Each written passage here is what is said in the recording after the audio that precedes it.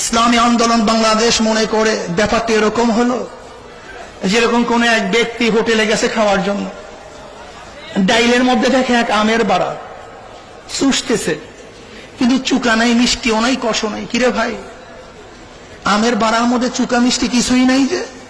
বলে আপনার চোষার আগে অনেক জনই চুষছে, যতবার চোষা হয়েছে আবার ডাইলের মধ্যে ফেলে দিয়েছে। একই আমের বাড়া কতক্ষণ আর চুকাই থাকবে, মিষ্টি থাকবে?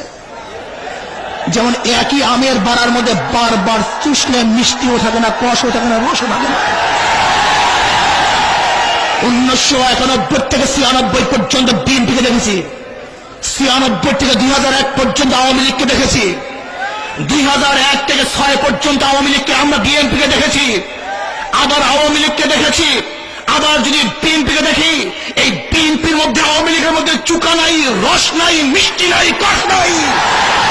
এদেরকে ক্ষমতায় বসানো মানুষ শান্তি পাবে না, বরং এদেরকে পরিবর্তনকে, ইসলামকে ক্ষমতায় বসাতে হবে। কত সত্য না মিথ্যা?